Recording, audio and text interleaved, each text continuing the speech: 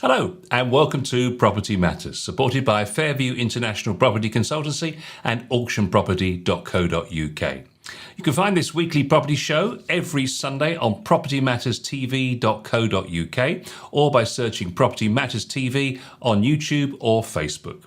Whenever or wherever you're enjoying the show, please get involved by adding your comments in the comments section below. And if you'd like to email us, we have an address. It's hello@propertymatterstv.co.uk. Property Matters is also available as a podcast from our website, and it's also available from the main podcast download programs that are available online. And it's available every Monday at 10 a.m. And also, let's find out from Joe what the big stories of the week are. So, Joe, welcome. Yes, hello. Property is, as you know, always got plenty of things going on, especially when you've got lots going on in the political world that has a connection to the property world, because the two have a correlation. People always rely on what's going on in the political world, the banking world, the media world, and that actually can be the reason why things go up and down and drive the property. So I'm sure we'll have plenty there to add to the stories. But I'd also like to add, we've been going nearly a year now, Property Matters, in fact, I should say it's probably nearly 2 years, but about 100 episodes have been done. Lots of good feedback from a lot of people, but I would love if you could, at some point, go onto our website, click, and give us your views, because nowadays it's all about reviews and views. And perhaps you could like the things that we do, or tell us the things that perhaps we don't do, but it will be very helpful, very encouraging. If I can request that small request from all of our viewers each week. Yes, it's worth pointing out that we're coming up to our 100th episode in a few weeks' time. We started in October of 2020, and we are coming up to that 100th episode, which will happen in September, in early September. And we'll do a special for that one, of course. In the meantime, though, if you do go to our website, please, and go to propertymatterstv.co.uk, you can find there a Google review section, and you can leave your review there. So let's take a look at our first story, Joe. There's a growing disparity between population growth and the number of homes being built in some regions of the UK, which goes some way to explaining why house and rental prices continue to rise. This is new research done by Sky News, and they looked at basically areas where the population grew faster than the house building, and also the reverse way, where there was more houses and less people in that area.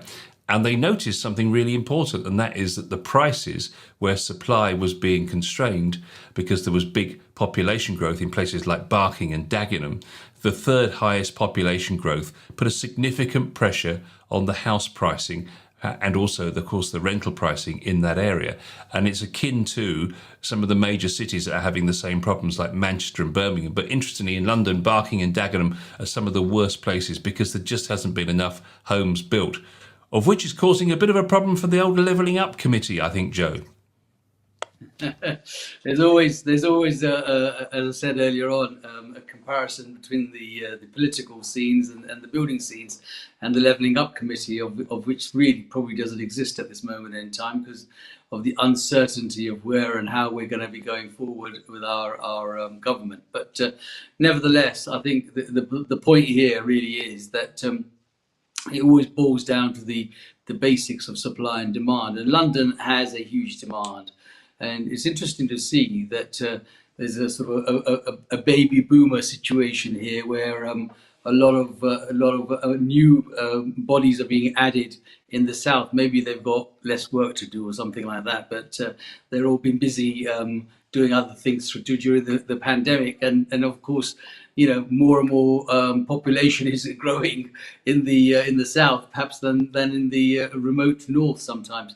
And it really still sort of covers that area of, as you say, disparity in prices and that demand, because people want to, you know, for value for money, you're getting a great deal going sort of north of Watford, as one would say, than you are perhaps getting in sort of south of Watford, because of the concentration of the cities and the towns. And places like Barking and Dagenham are, you know, the outer skirts of London, which are remotely cheaper to buy than in London, but of course they can't build as much because they are, you know, scarce for space, or they're not building them quick enough. Whereas if they are building them quick enough in the north, but obviously the demand isn't as high, and therefore there's more available. There's a message in that, isn't there, really? And whilst during the pandemic we all ran for the race for space and tried to get out there, that kind of race for space has almost come to a halt, because some sort of normality has kicked in and people are now sort of back to, well, I'd rather stay closer to work, which is going to be in the south, or there's a better growth of my property value, so that's going to be in the south, or all the other thing, or the bright lights of London is still the attraction that brings them down to London. But perhaps they're not thinking about the fact that they are getting more for their money, and better, cleaner air, as so to speak, for those that don't need to be working in offices or being in the city, and have the choice of a hybrid working, perhaps, you know, where they can have some days in the office and some days still to work from home, which is the new, you know, norm, isn't it? The hybrid working environment, because people have used that. So I think that is something that they've, you know, you've got to take on board, and then, you know, use that as your own levelling up, not wait for somebody else to tell you what is a levelling up. You know, use your own levelling up and say, well, actually, I get better value for money, and I can travel, and I got greater internet and all the other bits that you can in the cities, you know, further north. It's interesting that in the population grew faster or at the same pace as the number of homes in 150 out of 309 local authorities. So basically, the biggest shortages were found in London. So the number of properties, just about half of the local authorities, the population grew faster than or alongside the number of homes being built. As a result of that, it can be quite significant. So, for example, in as we mentioned, in Waltham Forest, Barking, Dagenham, Hackney, and Lewisham, where the supply has failed to keep up, the prices have doubled in those areas. So this is not just a small amount. This is quite a significant situation for people to be in. It almost makes you wonder whether the boroughs actually think, well, actually, if our prices rise, then actually that makes us a bit more of a cooler borough because it's expensive. I kind of wonder whether they've actually done this deliberately in some cases. Yeah, I suppose there's a marketing method there of some sort to say that it makes us more attractive. On the other hand, some of those boroughs that we've talked about are boroughs that, in all honesty, I know house prices may have doubled, but the rest of it is not as attractive. They're not the most attractive places that people want to be living in. And maybe if the boroughs made a concerted effort in actually making some effort to tidy up their towns, their boroughs, combined with the increase in value, there might just be, a good marketing result there. But I think the increases by default that they don't have the money to build much, or they don't have the demand from developers for the return on their investment, as so to speak, though the values are going up. So one of the reasons that the values are going up, Paul, is that building materials and labour has become quite an issue. When I speak to developers, it's almost calculates itself out. So whilst the value in the price is going up, they're not actually getting the better margin because the value of the goods to buy and to do them up is also gone up probably quite significantly. And that combined with all the other bits that are doing their rounds of going up, combined with these current strikes and all sorts of other issues that go, it just makes them sort of think, well, actually, I'll just hold off. And so therefore, they're probably not building as much as they would like to.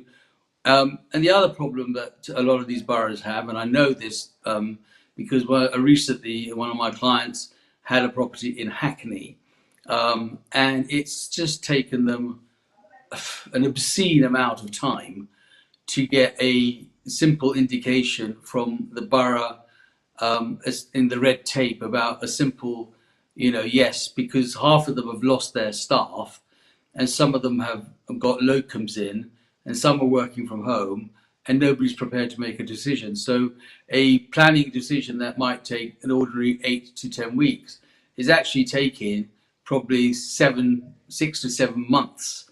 And so people are just sort of almost shrugging their shoulders and saying, oh, well, I'll just leave that in the system. And actually in that time, that 6 to 7 months, I can go and build somewhere else or buy something somewhere else where it's already got planning, or I don't need to do half the work, or the council is actually more proactive in trying to get the planning through. So I think there's a whole bunch of underlying issues here that haven't come forward. And by default, because of the supply and demand factor, the values have gone up, as you say, double in some cases. Yeah, the house builders do have issues, of course, and in London there's going to be more red tape and planning issues because it's so overcrowded.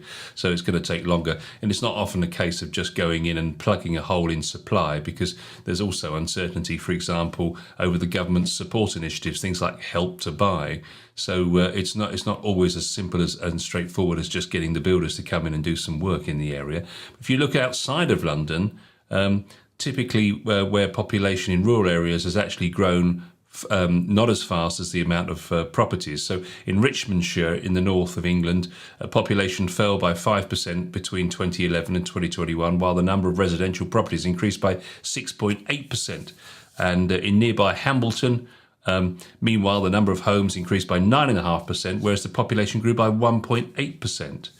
Now, the Levelling Up Housing and Communities Department say that comparing population growth with new houses doesn't really take into account all those people who live together. So they say a more meaningful analysis is to compare the number of households between 2011 and 21, where there were 1.9 million additional homes supplied in the country, but only 1.37 million new families in the area. So they're saying they're still committed to their 300,000 new homes each year, which is interesting because we thought Gove had said that he was getting rid of that target. And just before the pandemic, they were getting as close as they'd ever been, having built 242,000 new homes.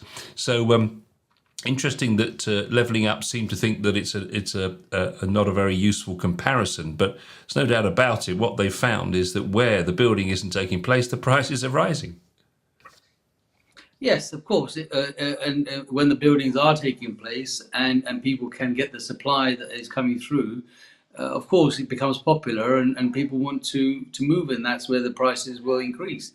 The prices that have increased in places like Hackney and so forth are purely by default, in my opinion. They're by the fact that they can't get the back end, the red tape sorted out. So they can't build them quick enough. And therefore, there is the backlog of people waiting, having the demand for new houses.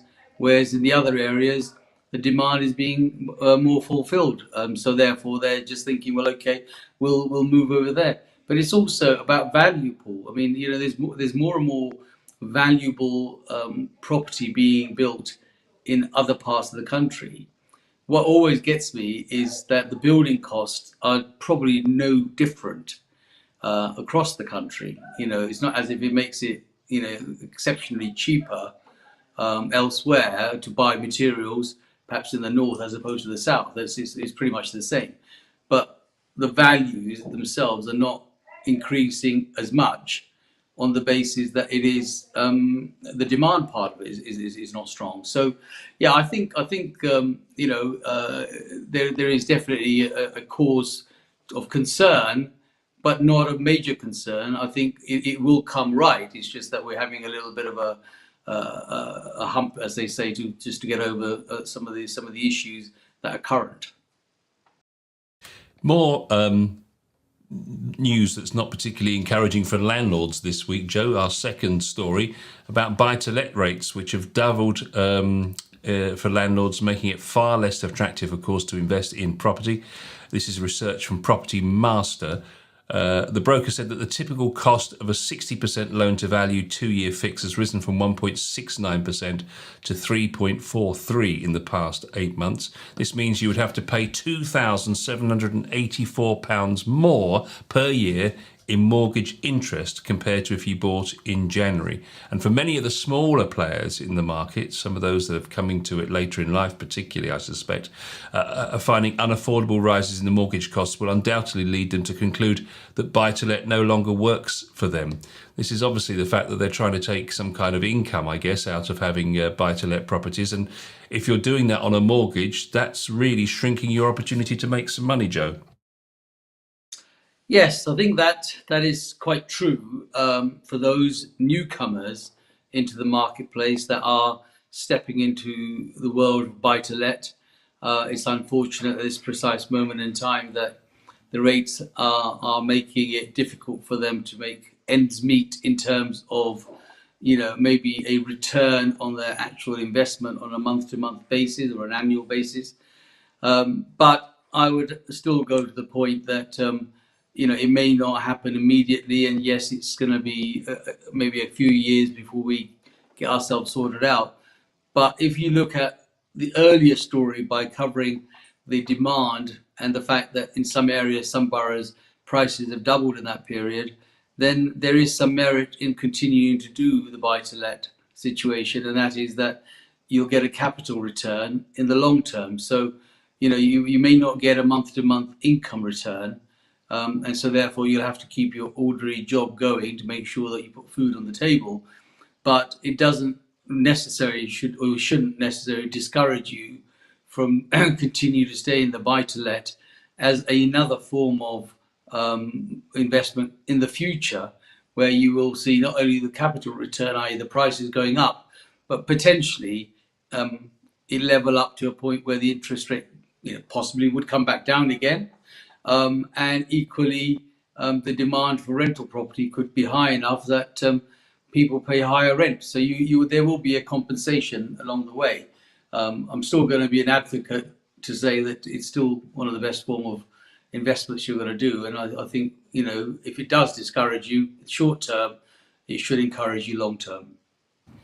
Yeah, so a landlord with a typical 160,000 buy-to-let mortgage now has a monthly bill of 494, which is £232 per month more than if you purchased at the start of the year. And the 5-year fixes that so many people crave were the rates have surged from 1.94% at the beginning of the year to 3.5% in just 8 months. So over a full 5-year period, this means you pay £12,480 more than if you bought the property with a mortgage in December, which is quite striking. But nonetheless, we're hearing also on the other side of the story that rents are rising. So presumably landlords are simply putting some of that on the rent. Oh yeah, there's no doubt about it. Everything's going to roll downhill, and it's going to be down to the point where you're going to have the tenants going to have to pay more, but the tenants are suffering. Not just the landlord rent having to go up because the landlord has got to make his margin, his money because he's got a loan on the property, but there's this. Our new word, current word, is cocktail, and the cocktail is the mixture of all these new costs that have been added on top, your utilities, which are actually quite surprisingly high. And yet we focus on maybe the mortgage side, but what we have to also realize is that the gas, the electric, the rates, and all that other stuff has also gone, sky high, and quite a lot. I have to say, from a personal point of view, it's something that probably never really took notice of because it's kind of paid by direct debit and kind of goes out. But all of a sudden, when you find that direct debit has gone out for a couple of £100 more than you anticipated, you stop and think. And then so that cocktail of all these things that are happening is creating a mix and making it a little bit more expensive. But I will still say in the 40 plus years of being in the business, we've gone into neutral and drive, and very rarely have we gone into reverse. So we may go into neutral for a while until things settle down, but ultimately it will go into drive, and you will see the difference. And okay, it's £14,000 a year difference, but then if your property has gone up by £30,000, then you're still £15,000 or thereabouts better off, even though you may not have had that ready income per month come in. You may have that in the return in the long term. But of course, you've got to allow for taxation in that. And so you may come a little bit above your 14,000, or you may come to a break-even point. If we're to believe what we read, which is that lots of landlords are leaving the industry and moving on to something else, makes you wonder what they're moving on to. Do you think perhaps they might be looking at commercial property, maybe? Yeah, but again, commercial is quite challenging in its own ways because the problem that has happened with the pandemic, so many things have gone online. So, just walk down your own high streets and have a look at the kind of retails, the shops, and the things that are actually now available, and the things that you as an individual do. And the majority of us are as at much fault as anybody else is, and that is that we have become a lazy nation to be able to buy online, have it delivered to your home, in every possible way. But then there are things like, having your hair cut. You just still go. So there's a surge of barbers, in a marketplace. So there's a surge of nail shops for ladies, and there's a surge of, all these things that you can't actually buy or do online are the only businesses that seem to. So the question is, if you look at the banks, I mean, at one time, people would come to me and say, if you get a bank investment, because it's a short thing, I can get 5 or 6% return on my investment. I'd rather have a bank. Well, banks are left, right, and centre shutting shop and going online. They don't want to have staff available to be able to talk to anybody. You try and speak to somebody nowadays, and it's an impossible task. So, what is a commercial investment? What is good there is also challengeable. In that sense, and then you might find that you have a vacant shop for 6 months, a year, and you've got to pay the rates on it because it's lying empty and it's commercial. So do think very carefully about where and how you're going to sort of deviate to if you think that's the answer. And your view is to stick at it, really. If you're a landlord at the moment, it's worthwhile keeping on with the investment, not least because you've got the capital appreciation on the asset. No question about it in my mind. I think that we've all been here before, and sit tight, and it will come good.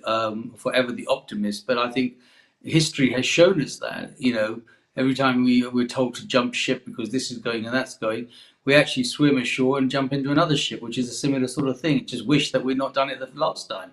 So I think just stay steadfast. You just got to cut your cloth accordingly and ride the storm. But I think it will come good. Final story this week, Joe. UK students should snub the private rented sector and instead look at renting in purpose-built student accommodation, known as PBSA. It's according to new analysis from Knight Frank. Students in the UK are currently paying as much as £16,500 a year in living costs, while the amount is set to rise in the coming months thanks to the sharp rise in rents, bills and utilities, as we all know. However, they suggest that it's better value to be found in accommodation specifically built for university students.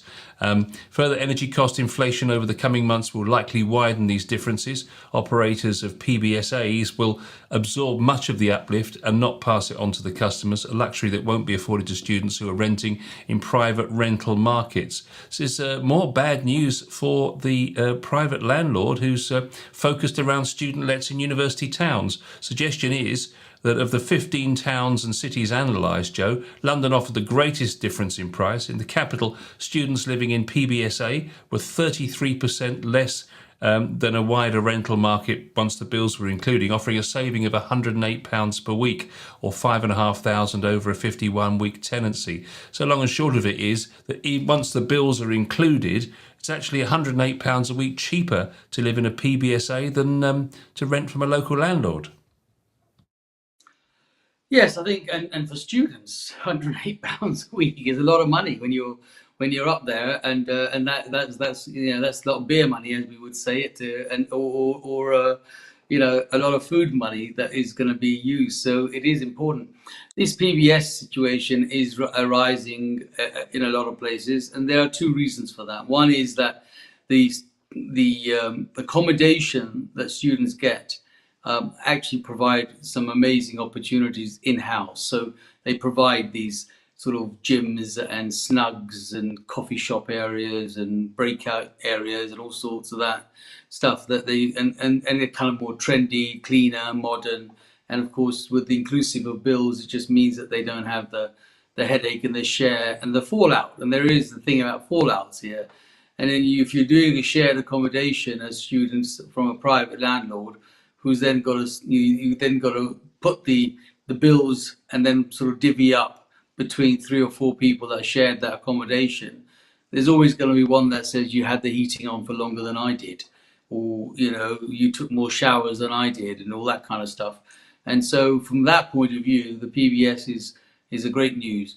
But there's a lesson to be learnt, isn't there, for private individual landlords, that if the PBS are competing with this sort of inclusive deal, then they also need to sort of sharpen their pencil and up their game by saying that we too can do certain things that are attractive and better. And yes, they might up the rent a little bit, but maybe make the utilities inclusive so that there isn't any pain in that for individuals, and therefore they won't lose their customers, because there is not everybody that wants to be in a huge hotel type of hostel type of environment, all under the one roof and all sort of going, some people just want their own privacy, some people are not sociable, some people are not very good at meetings, so they would want to have their own accommodation or a shared accommodation of a house. And so I think there's a lesson to be learned by private landlords from PBS, and that is that if they can make it work, then you should try and make it work and make it more comfortable, not to lose your tenants potentially. It certainly is a real threat to traditional student landlords, isn't it? I mean, Liverpool, Sheffield, Glasgow, Leicester all offered 25, 15 and 14% savings compared to the local rental market. Nottingham, Bristol, 10%. Edinburgh, Exeter, Glasgow 8%, and in Newcastle they're paying 5% less. That's about the worst of the or the smallest of the savings, should I say.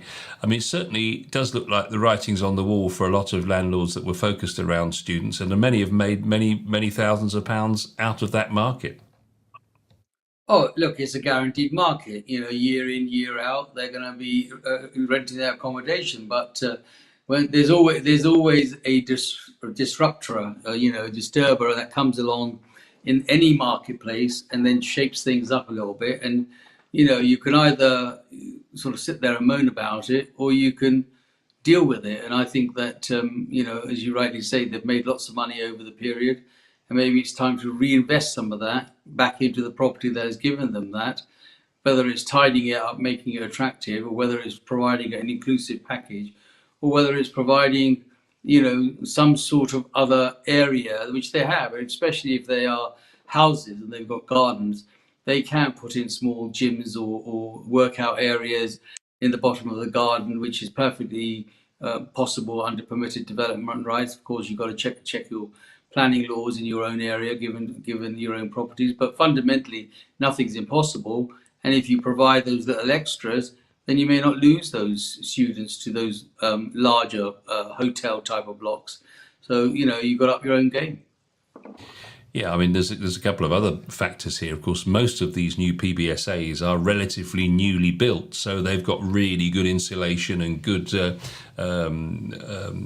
eco credentials, shall we put it like that. Whereas, of course, a lot of the older rental stock are probably struggling to even get a level C on the EPC rating. So with bills coming up to what rumoured to be 4,200 and something per household in January, then the students are going to make a massive saving because it's all included in what they're paying. And furthermore, to try and get a real grab on the market, the PBSAs are going to swallow some of that cost on behalf of the students. Undoubtedly, I think this is a game changer for private landlords in university towns and in the higher education towns. And this is a wake-up call coming to them that PBS are there, they're hot on the trails, they're being built left, right and centre. Certainly in all of the northern university towns, I've known of somebody or someone that is looking to build student accommodation at this kind of level. So yes, new, modern, eco-friendly, warmer, extra facility, all of those things are ticking the boxes. We're coming into the 21st century where other parts of the world have been way ahead in that situation. So for such a long time, private landlords have had it fairly good. But now with targets of EPC minimum C rating, they've got to spend money on their properties, and they've got to spend money and do good with them. And of course, if they do good, they will continue to rent them. If they don't, PBS is hot on your trails, and they'll nick those customers. They'll nick those new students who will go for a cheaper accommodation. Especially during the pandemic, according to this research, 69% of students said that the PBSAs dealt with the whole social distancing and the whole safety of the COVID pandemic situation very, very professionally, compared to 25% of students whose landlords dealt with the fact that house shares didn't have hardly any rules and regulations in place. The landlord kind of just left them all to their own devices, whereas, of course, there was very strict rules for students in PBSAs. So they've been growing in popularity because of things like that, which clearly are important to students. And some PBSAs are reporting that there's already waiting lists already. Yes, as I said, my daughter herself just come out of Loughborough University, and her last place was a PBS, and I dropped her off there and seen the accommodation, and can say firsthand that they do offer comparatively nicer surroundings, and I fully understand why students will want to go to such places. And I also know when we moved her into an ordinary sort of 3-bed house share, and it was okay, but it was just a room really. And but they had the space. It didn't even have space for bicycles. You had to put the bicycles in either the hallways or in their living room, and then they get done for marks on the carpets because they've nowhere else to put them.